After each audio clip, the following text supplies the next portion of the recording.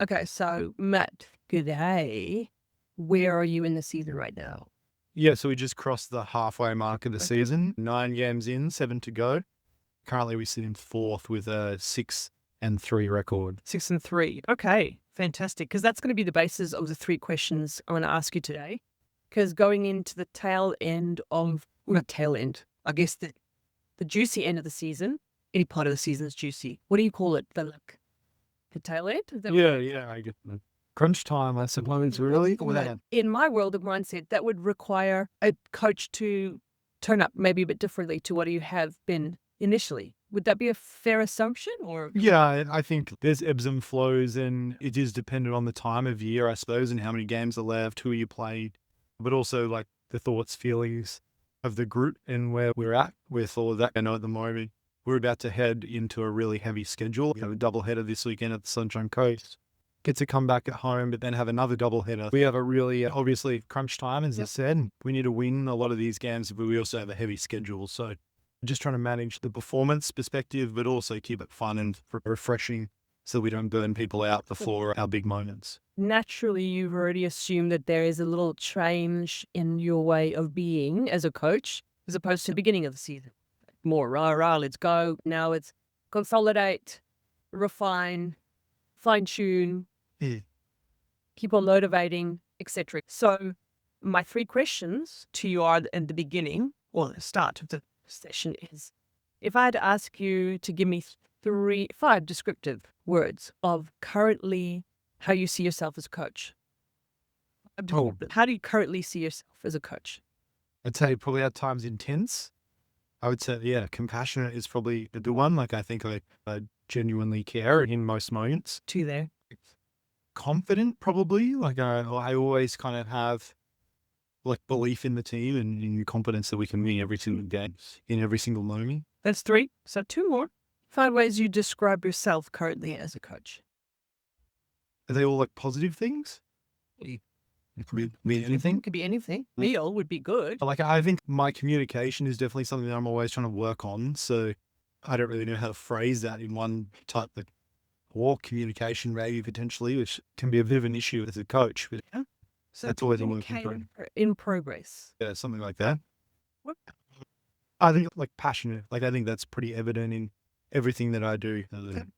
Yeah. Give it horns.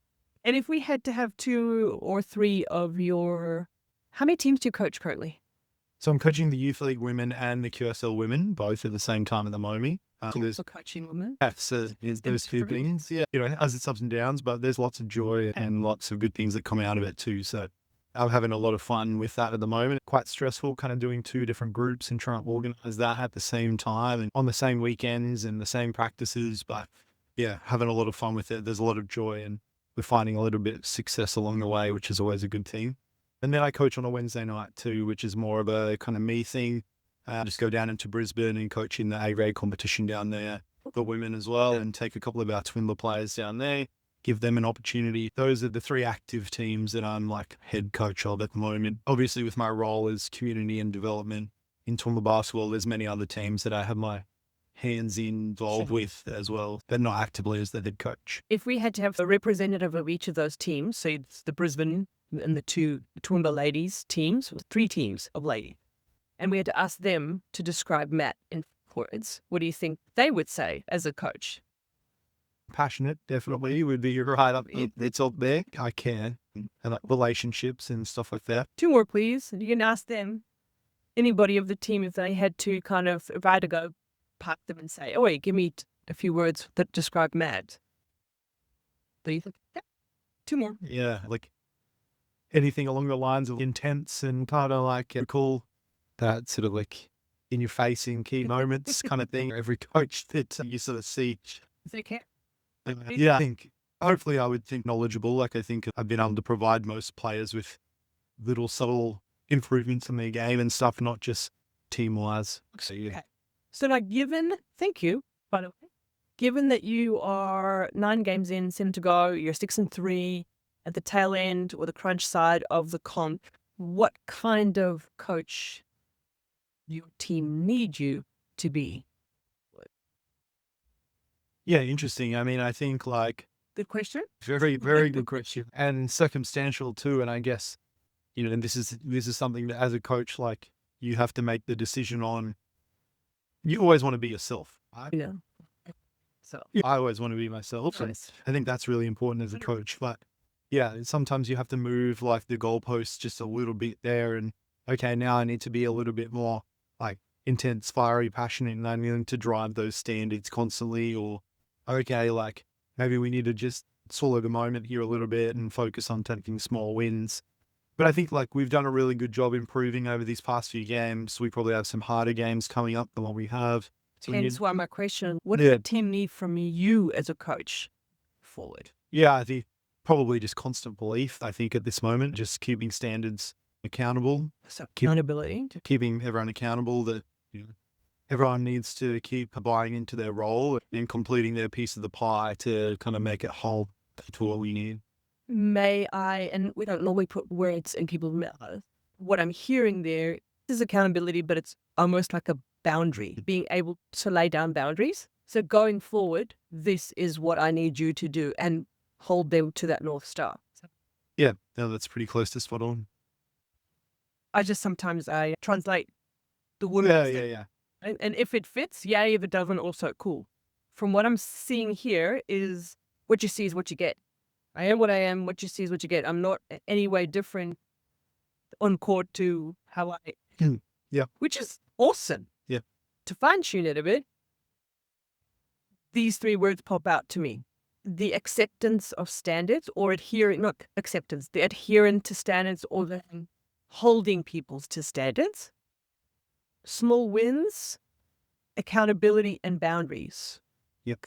So those kind of three, standards, accountability, boundaries. So it sounds like a bit more structure going forward. Would that be Yeah, I think so. I mean, like, a structured coaching thinking, a structured coaching approach? Does that sound right? yeah, definitely. No, It just seems like, from the words that you've written, that the mindset shift for you to be the better coach that the team needs, because not that you're a bad coach. I'm not saying that. I'm saying you're a great coach because you're 6-3, and you're doing great.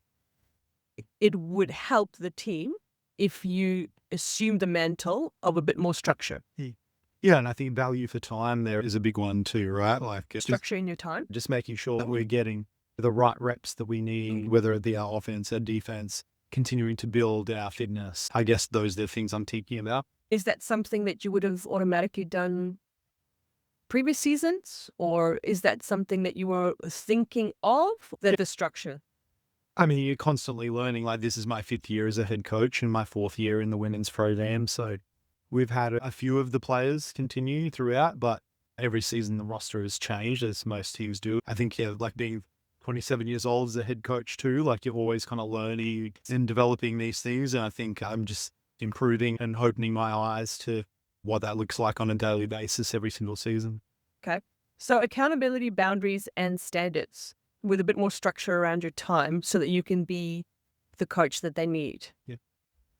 I'm going to ask you to pull a card. I'm going to see if this works today. So I've created these cards for, especially for young athletes. Have you ever heard of an archetype? I think you might have. Yeah, like heard of it, but probably don't know the depth of it. So what do you think if you hear the word archetype? What do you think? No wrong or right. I'm just curious. Does that make sense? The role that a person has. Like, you have roles of people in the team. I need you to be the rebounder, or I need you to be the defensive person. There's roles, and archetypes are roles within us. And at certain times, we need to either dampen some of our archetypes, rev up some other ones, or then uncover some archetypes. And archetypes then also bring about a different way of being, thinking, different narrative. Because if you think about standards, accountability, boundaries, that's quite different to passionate, intense, and compassionate. So I created these cards, kind of more for, like I said, for players. And I want you to like draw any which one. Let's see if the archetype that comes through would help you to uncover. What did you get? The anchor. Oh, okay. So the anchor of boundaries, accountability, and standards. Can you see how that actually ties in quite beautifully? So in moving forward, for you to assume more boundaries, accountability, setting of standards, structure, and time, the archetype of the anchor could actually help you to switch the mindset. Because what does an anchor do? Holds down the ship. Yeah. But also, what else does the anchor do? Go. Like, I know it's like an inanimate, it's not an object. Yeah. But when do they put down an anchor? When you're trying to stop, is it? Sure. The waves are like dangerous and stuff, I suppose. Yeah. Would you, though, consider where to put an anchor, or do you just put an anchor down?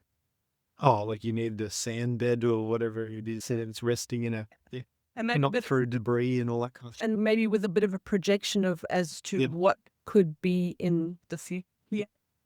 And so that could be, doesn't have to be, could be your archetype that could take you through the next, what's it called, 7 games, is the anchor of the team, which is kind of steady the ship. Does it make sense? And trying to sail it home, I suppose, like 100%. at this point where things are going okay, there's obviously always obvious improvements that we can make. And that makes sense. How does it feel, though? Like, is that something that you would have ever considered? How does it feel to go, okay, let me assume the persona, the thinking, and how would an anchor think? That's not something that I've kind of thought about before. Like, it's definitely a new way of thinking. Because what do you think an anchor does with regard to structure or boundaries? It actually puts its roots down. And doesn't allow the boat to move Not that much, right? So if you think of the imagery of an anchor, in the ways that it needs to. it always brings them back to Yeah. base. It's pretty cool. No, that is cool. Wow. So how can you lock that in for yourself a bit more? That it can be a reminder for yourself that going forward, it doesn't mean that you have to always think in the style of an anchor. And not all the cards are inanimate objects. Some of them are like explorers. There's a rock star thinker. There's all these different kind of mindset attributes that you can bring to your game, because you're the coach, you've got a game as well, your game plan.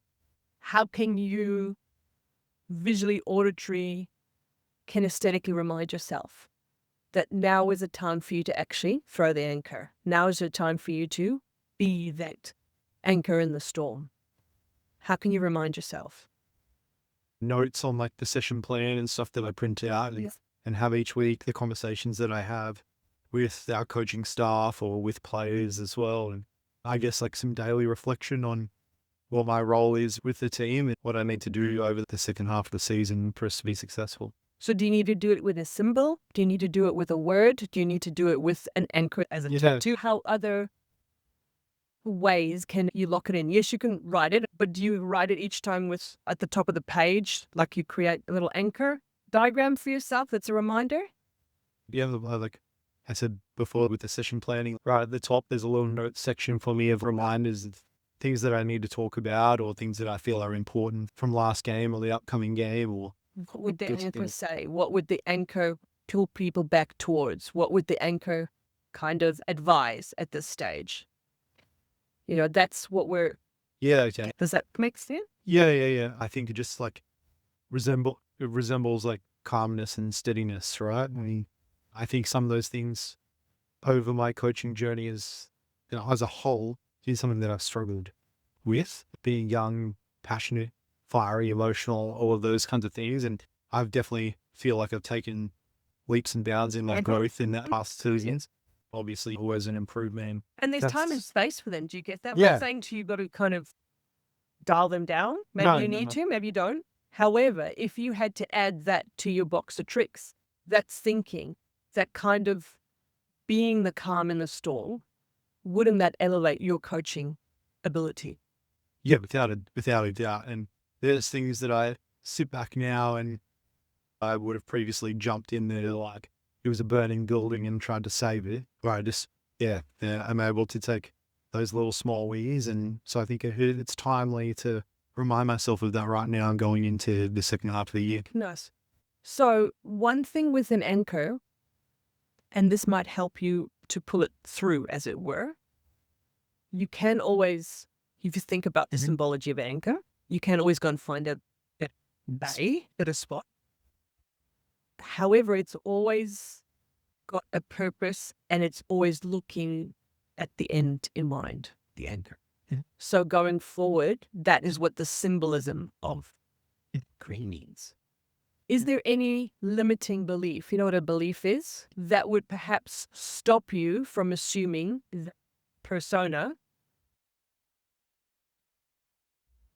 There's many factors to this whole thing, right? It's not just rocking up and coaching. You have to live your daily life going into it, and all of those things and your outside life can impact the way that you coach, or for a player, the way that you play. That's something that we speak about a lot in this team, is leaving your day at the door, and it's a new day. We want to be enjoying the time that we have as a team and investing in the right manner and having the right attitude to training.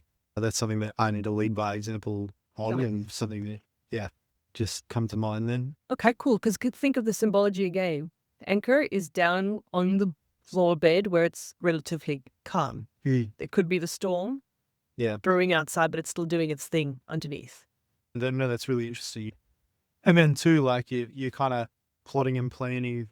You want to take one step at a time, and like focusing on every next game. But also, like when I hear people say that, I think about how I operate, and that's not necessarily always the case. Like you're always thinking, okay, what does this look like for us in 3-4 games time?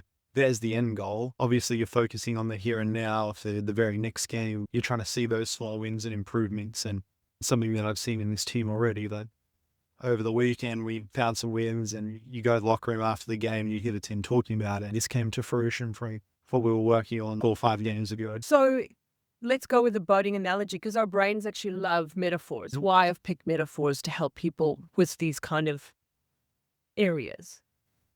At the same time as being the anchor, at the same time as being passionate, you're also the captain at the helm of the ship. And so it's not like you have to only be the anchor. There'll be time and place where you put down the anchor, and there'll be time and place that you pull it up. There's the captain of the ship, and as you learn more tools in your toolbox, that's when you start discerning, now is the moment I step into the feeling of that calm, setting people's North Star, setting their space, being their rock, as it were. And there'll be times where I go right, left, up ship, and then go. So it's just adding another flavor to your palette of coaching. It's not saying that it's the only way. It's just saying in the next time, in the next few sessions, there will be a time and place where that will be very pertinent. And so you've got your anchor way of remembering it, and maybe there's something else that could just help you to create a little bit more. Is there ever a time in the past, not necessarily as a coach, but maybe even as a player, that you were the rock, that you were the anchor? Is that something that is a role that you've played before? Yeah, like throughout my junior career, I always was probably one of the leaders of the team, especially in my, so I guess I resonate with that experience. And so how did that younger you, how did the communication go as that younger you? What was the communication? Was it fiery? Was it passionate? Or was it more? Definitely not calm. It was far more on the fiery and passionate side. That's true. Could be fiery and passionate, but an anchor as well? I think that's something I've learned from the past couple of years. I don't think I ever really had this anchor side to me at all, really. So it's a new added part to your coaching, but not necessarily as a player, is what you're saying. Yeah, definitely. For like probably 2 or 3 years ago was really when I sort of started opening my eyes to, I guess, like what we're now talking about as the anchor concept. Is there a player or a mentor around you that kind of symbolizes that for you off the bat? I think someone that's helped me a lot with that, Monica Conway, is like my assistant coach at the moment. And like I would consider her the absolute anchor of the team. Nice. She's the calm, steady one. And like when I first brought her on board sort of 3 years ago and we started this relationship, that was one of the main things, is that she would just tell me to ease up a little bit and take the small wins and not have to ride the wave of emotions every time. So I feel like she's helping us. Okay. So going forward, perhaps she could also add a little sprinkle of fairy dust with regard to this anchor concept for you. Because her thinking, her belief system, her fluidity in it, she's got a lot of language around it, whereas somebody like yourself is not something naturally that I gravitate towards either. It's something I've had to learn. That's why it's a skill. We're all work in progress. What I love is that there's somebody around you that can show you that it's not the worst thing in the world to be So moving forward, and we'll finish off with this, what is it that you can have conversation-wise with her, Monica, around this concept that could help it integrate for you even more? Yeah, I think we speak fairly regularly. We try to catch up post game and after the game, and obviously pre and post practice. And yeah, just talking about this. I mean, she does it during games for me too, like where I'm very much a stand up, patrol the sidelines, run back and forth, and she'll get up from time to time and come have a chat to me and talk to me about just taking the small wins and fixing my mindset to be a more of the anchor approach. So When she talks to you, what is her voice and tone like? softly spoken, directs to the point, but like very understanding too. And Nuts. yeah, like it empowers me to kind of change that mindset pretty quickly and live and let go. Because it is contagion, right? So there is social contagion. It's called mirror neurons. She fires off her anchor neurons. It then ignites you to fire off your anchor neurons if you're okay with assuming the mantle of taking the anchor, and that it's not a disempowered thing. Often people don't want to go into different archetypes because they think they're soft, or they think that they're what. I don't necessarily want to always be the compassionate. I think, ooh, that's soft and weak. I don't want to be seen as weak, so therefore I won't go towards that side. So that's where the limiting beliefs comes in. But what I love is that you've got somebody that you can model because you respect her, you appreciate what she brings to the table, and it's tone of voice, it's how she stands. So when she comes and knocks on your door with that anchor approach, what is her stance like? Is she crouched? Is she very stoic? How does she stand if you think about it? Usually quite an open stance. Times it's stoic coming across when she understands that she probably needs to be a little bit firmer with me. But yeah, mostly an open stance where it's kind of warm and welcoming, I guess. So in the next practice, your mission, should you choose to accept it, is to stand, talk, listen the way she would at certain instances. And I'm talking about in practice, so that when it comes to a game, you can switch that on whenever it's needed and you practice, because it's like any other practice. You practice your free throws, you practice your whatever, and that's what I call practice. And then in game, you have more muscle memory. So is that something that I can ask you and task you to do?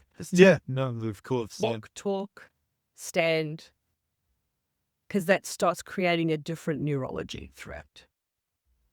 Yeah, and as you said, all of these things in coaching, when you're taking on the different archetypes are skills, and you do need time to work at it and try it and test it out, and sometimes you succeed with it, sometimes you fail with it miserably, and you just got to be humble enough to take that and keep going. So just to recap, we started off with descriptions of how you see yourself, how others see you as a coach. And then I asked you the clanger question of what does your team need you to evolve, I guess, over the next few games. The card that we pulled was the anchor that symbolizes accountabilities, boundaries, setting of standards, and structure. I think that was a pretty apt. And so now it's assuming the mantle of that kind of anchor archetype needed. Yeah. And if it feels uncomfortable, like, ooh, that's not what I expected, then we've hit the buzzer. Yeah, covering something new. So going forward, what would you like to kind of acknowledge yourself for today?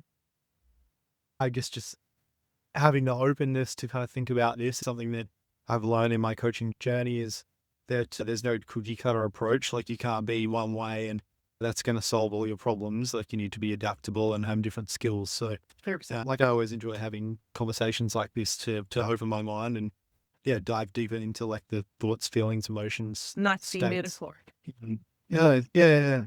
All about the ocean. The metaphor actually, so this is why I love it, is our brains actually work in metaphor, in picture. If you think, even if you're not a visual person, when we dream, like we dream in picture, like a cinema, it loves this and it's going to start finding its own connections towards that anchor methodology.